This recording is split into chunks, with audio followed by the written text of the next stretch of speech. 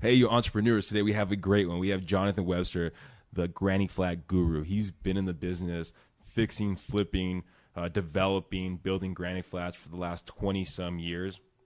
Today we're going to get a lot of great insight in how you can develop your own property, build some cash flow. Subscribe, listen, share. We love to hear your feedback. Welcome to the road to growth, success of an entrepreneur. We've raised the bar. Learn firsthand from successful business owners and create your own path to success. I'm going to show you how great I am. It's time to hit the road to growth with real estate agent Vinny SD. All right, we're here with Jonathan Webster, the granny flat guru. I build granny flats for people to get income or even put their granny in it. Okay, fair enough. Yeah, no, so Jonathan, so what specifically do you do? I specialize in residential real estate development, which is permitting, project management, and building of residential real estate.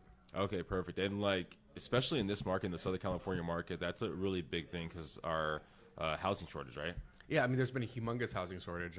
They estimate that we're going to be something like, I think it's something like 50,000 units short or 100,000 units short by 2050. Just Wow. way more people are moving in here or being born Yeah. than people are leaving, and they just can't keep up. So the state passed a new law so that everyone could put a granny flat on their property. Yeah, no, yeah, that was pretty recent. That was last year, right? And it was January 2017, and then they 2017, updated okay. the rules in January 2018. Okay, perfect. Yeah. And so what got you in this platform of developing granny flats? I've always been a real estate investor. I've been Okay. doing it since '96, and this cycle, I started developing properties, building homes when I realized that, hey, I didn't really want to do flipping because a lot of people were cutting corners and not really putting great product on the market. And I decided I wanted to build from scratch, build something nice for people. And so I had to learn how to do it on the fly, and took a lot of hard lessons. Yeah. I eventually took over all the permitting because my architects weren't doing it well enough, and the people I hired weren't doing it well enough. It's rare that someone's as concerned about your investment as you. So I kind of had to learn the whole thing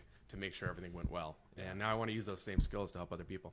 So 96 to 2017 you started, or Yeah. okay.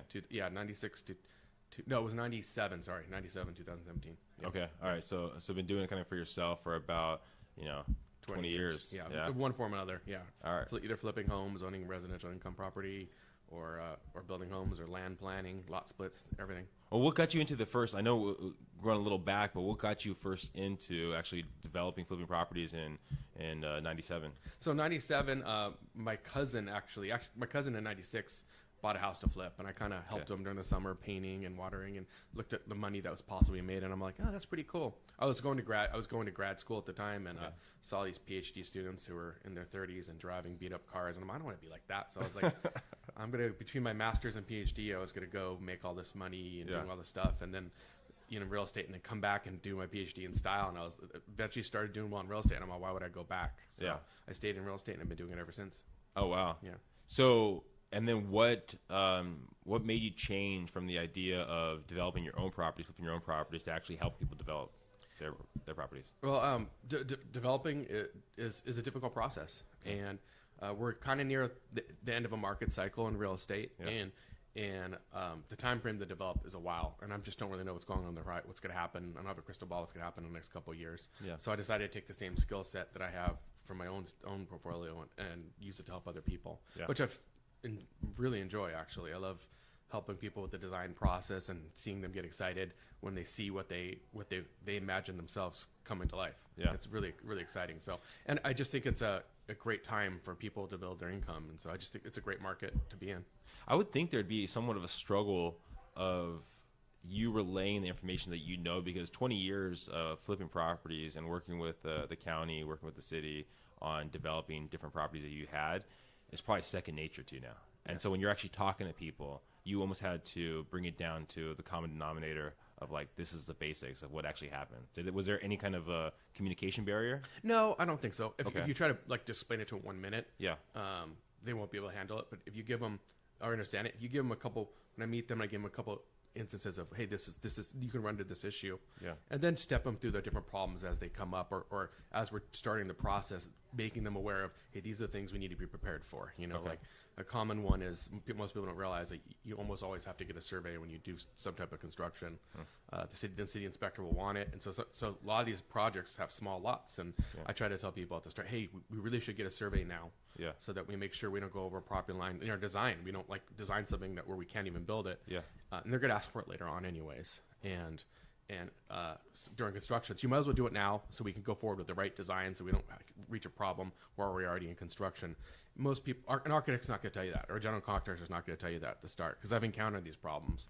And so as they come up, I get people aware of it, and I have more time to hold their hand. They're very, very easy issues. There's just a lot of them.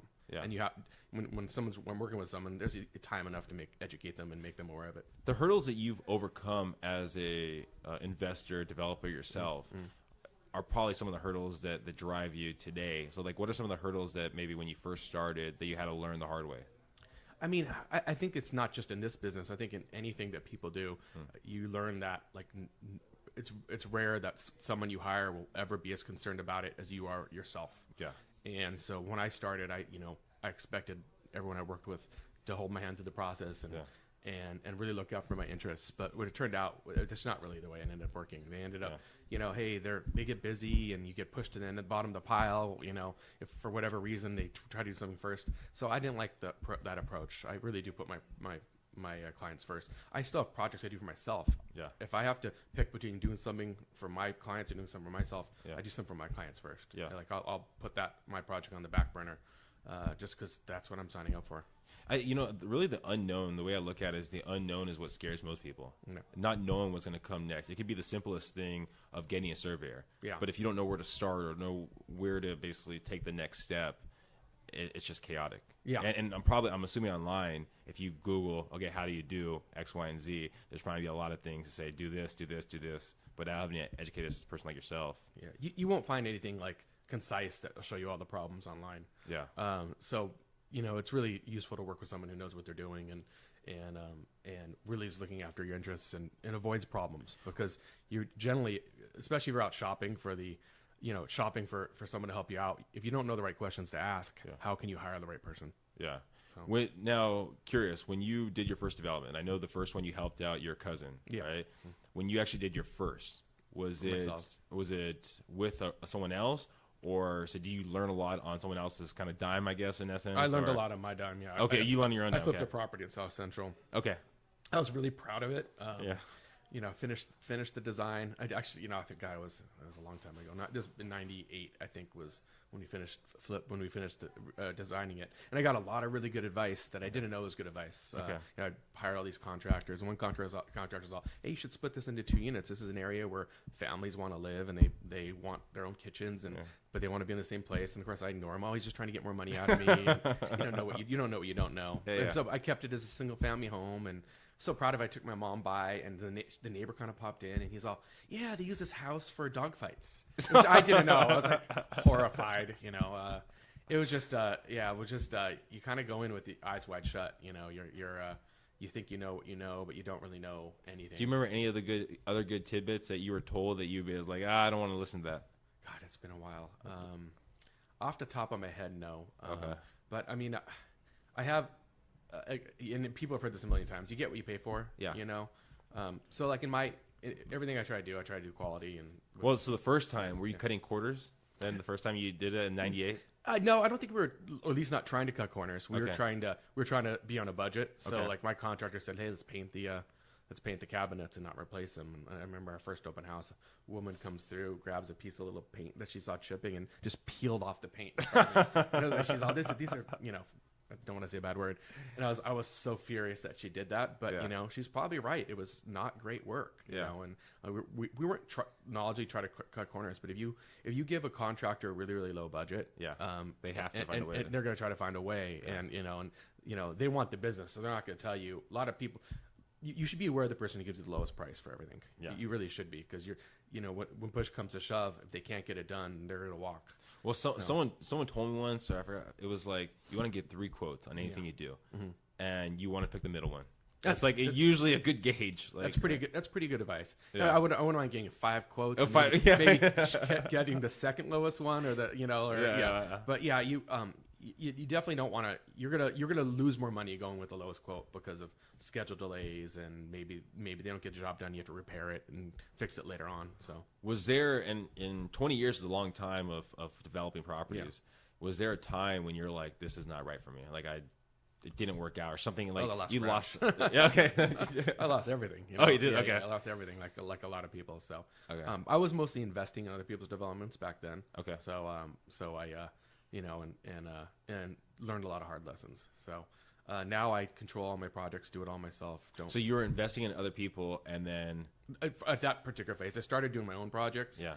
Like, fixing up fourplexes and renting them and increasing the rents, and then sold those and invested in commercial development in Phoenix, in the greater Phoenix area. And I think I burned myself out. I was 29 and I wanted a break because I was working a full-time job while I was doing these other things. So I was working 70 hours a week, and I think I burned myself out, and I wanted some time, and I found some people that seemed trustworthy, and I put all my eggs in one basket. It was pretty bad. But in my defense, the market killed a lot of people. It was pretty dumb I should have kept some of the income property and just held on to it. Yeah. Actually, that's the second piece of advice. Probably the best piece of advice I ever got was from an uncle who's a really big real estate investor. And he said, hold on to all your income property. Rents will go up. Yeah. I was trying to sell them to get a higher return because I had so much equity. I was like, if I buy something bigger, I get more, and rents are going to go up. Play it safe. Really get your bases. Handle your bases and try to grow that cash flow. Yeah. And that's a great opportunity for Granny Flats for people. So the single best way to grow cash flow. So what happened to you though when you lost everything in the crash? Right, you lost everything. Now, was there a second of like, I got to just basically go to a 9-to-5 job, or I got to do something else, just getting income? I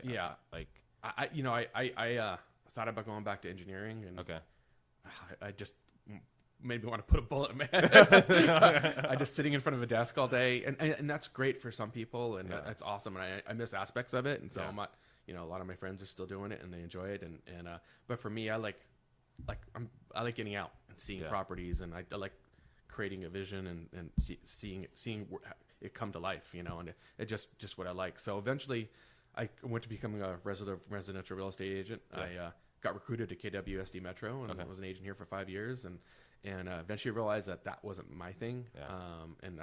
But I did well enough at it. I got Rookie of the year I was here, and it kind of gave me the confidence to get back in. Like, hey, maybe my success wasn't an accident, so you were thinking after basically the crash that your success was an accident, like that? Yeah. Well, look, if you bought, if a monkey you put a bunch of addresses that were for sale, on a dartboard, and you throw a dart at it, he'd be a great real estate investor when the market's going up like crazy.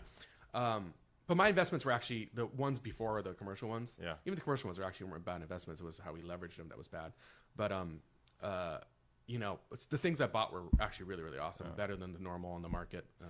So I just had to get that confidence back to get back into it. Yeah, someone told me once that you're only as good as your last deal. Yeah. Right. And so I can see how you get that.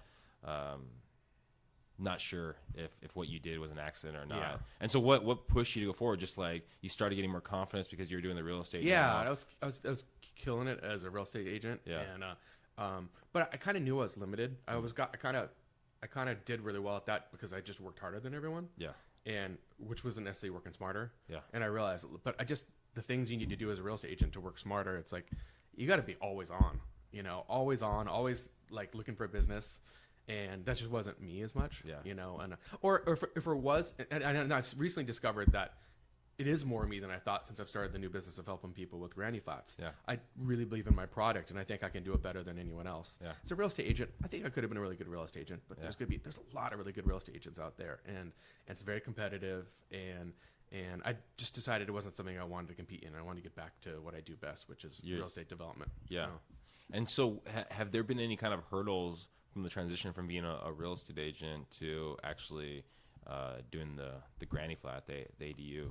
I think that I did 5 years of development in between. Okay. I think it was learning the ropes. When I used to do real estate development before, it was more redevelopment. So maybe get permits for plumbing and things like that. This cycle, I had to learn the whole permitting for brand new structures and grading and I do lot splits as well, which is you're involving engineers, biologists, sound engineers. I mean, seriously, you have to do sound studies sometimes, and geotechnical engineers, civil engineers, structural engineers, architects. a lot of people you have to deal with. You have to learn all the code and the rules and all that stuff. So there was just a much steeper learning curve than there was last cycle. Last cycle, I was like, hey, does this cash flow? That's great.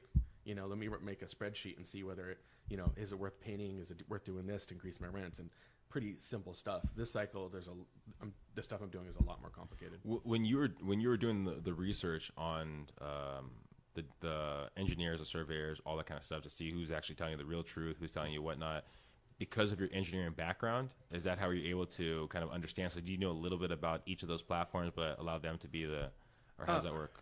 I think so. I made a lot of mistakes when I got into real estate development too. It's like not knowing the actual cost of construction, and you talk to a lot of experts to try to learn what is and what isn't true. The problem is, that a lot of experts 5-6 years ago were people who were successful last cycle. Things have changed drastically between last cycle and this cycle. Permitting is a lot more difficult. It was kind of, believe it or not, the Wild West back then. If you knew someone then who worked at the cities, they might help you buy some rules. They're by the book now. After the last crash, through banking, through everything, with appraisals, everybody's by the book now. It's you have to really know the rules, and costs have gone up drastically with China building crazily. So all that, my cost estimates to build were way off. So learning those and you kind of have to go through it to kind of learn it. And luckily I bought right, so I didn't lose money on anything. I bought really low, and so I gave me some cushion for what I didn't know. But yeah, so learning as you go. You learn what questions to ask. I think my engineering background just helps me with the design aspect more than anything. Have there been any more recent? I know the crash when that all happened and you lost everything. But is there any recent hiccups where you're just like, oh my gosh, I didn't make the right decision? So a lot of the original properties I bought to develop was based on the cycle. I'm trying to restart my investment career, so I'd buy cheap lots, and a lot of times they were very cheap because they needed a lot of site work done to the lot before you could even build a home. You have to grade them and bring utilities in and things like that. So the projects weren't as profitable as I'd hoped they would be. My advisors just gave me really bad numbers on what it would cost to do things. Like really bad numbers. Like, they said you can do something for $30,000, which turned out to be $300,000. Really bad advice. Lucky I bought right, so I still made money. But this, if I had to redo it again, I would do more multifamily development or build things that are income producing. I think just why continually make a new job for yourself when you're building a home and then selling it, spec home to sell it? You're just making a new job for yourself. When you build income property, you can keep it, continually produce income. If you build right, you have built-in equity. You can refinance, get some money out, rinse, repeat, do it again, and you still have a building you can get cash flow from. With your new line of business, where you're actually helping other individuals with building granny flats, in essence, what are some of the hurdles that you come across? I'm assuming to get your name out there.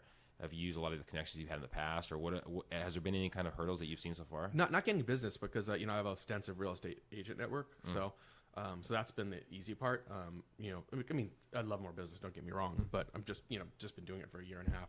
So just need to grow it to get a lot of business from a decent amount of business now. I think the biggest hurdle is communicating to people why a project manager like myself is better than going straight to a GC.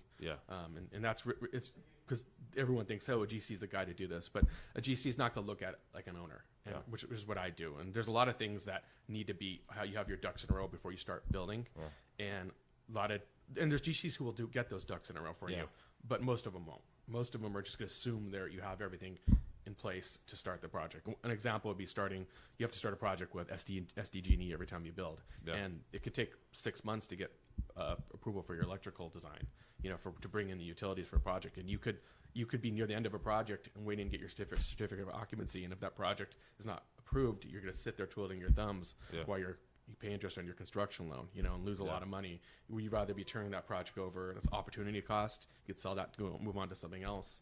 A lot of different things, and most contractors aren't going to do that. Most contractors solve a problem when they see it. They don't solve it in advance, but there are great ones who do. Don't get me wrong. But I've gone through it as an owner for myself.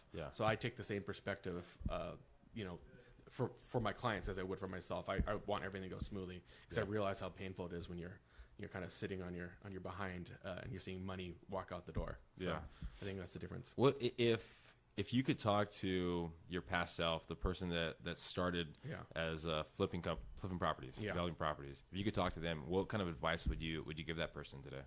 I would say learn always learn. Don't, if someone's an expert, don't just trust them to get their job done. Learn about their job so that you can ask smart questions. Yeah. And look, you're not gonna be able to learn about it all before you start a project, but always be learning. Don't put that to the side in an attempt to grow too fast and do other things. Yeah. The better you become at what you do, there's no shortcuts to success. You better become great at what you do and take your time. It's good to take your time to get there because the result will be better. So if there was maybe a new someone that was looking in the business and they wanted to start off and develop properties, maybe fix up some rentals and so on and so forth, what kind of advice would you give them? Like, that's a good question. It really depends on the scope of the project. I mean, if they're looking to buy a rental and keep the rental, make sure it's positive cash flow with a nice cushion. Because when the market changes and something unforeseen happens, you don't want to lose the property and lose all the money invested. So make sure there's some pretty good cash flow. If it means putting a little more money down to make sure the cash is coming in every month.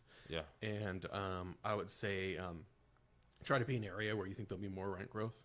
Because if you're not amazingly positive cash flow, that rent growth will be amazing. Will really start kicking in and helping the bottom line. I mean, in the end of the day, it's how much you bring into your pocket every month. And that's cash flow's king. Go for that if you're gonna get into real estate development. So buy and hold would be kind of the focal point, and then if you have the money to do it. If you don't, you need to bring some more money. You could flip a couple properties, to get some cash. But once you have a little bit of momentum, hey, maybe flip one, hold one, and with the granny flat avenue of it, even adding, like, you might have a property now. I know in Southern California, that's a big thing, like we talked about previously, is having the ability to do the granny flat. So in the city of San Diego, allows you to not live on the property too. Some places make sure you have to live in the main house or the granny flat to be able to put the granny flat. But city of San Diego, you don't have to live on the property. So if you already own a single family home as a rental, I mean, double your income, build another unit. It's the single best real estate investment you can do right now. I mean, you're not paying for the land twice. So your return on investment for that is going to be way better than if you went and bought just a separate property. So you can get returns on investment, anywhere from 15 to 35%. It's amazing what you can do with it. I mean, where else you can get those type of consistent returns? Well, Jonathan, I appreciate all the time you've given us and a lot of good insight about the granny flat, about your history, everything like that. If someone had a question about granny flats, looking to get into the business, looking to develop anything like that, how would they be able to reach you? They could call me at my phone number, which is 310-871-6806. And I do live in San Diego. And my email is John Webster, Jon Webster, like the dictionary, 73@gmail.com. Or you can go to my website at adupros.net. It's a lot of information right there. But you want me to repeat any? No, it's good. Well, appreciate it again, Jonathan. Hope you have a great one. Thanks, Vinny. Appreciate it. Guys, if all you entrepreneurs out there, if you're listening, please subscribe, please share. We'd love to hear your feedback. Talk to you later. Thanks. Bye. Thank you for listening to The Road to Growth, Success of an Entrepreneur. Please like, subscribe, and stay connected. Visit www.vinnySD.com. Yeah, I created a website. Hope to see you again next week. Team Vinny SD, signing off.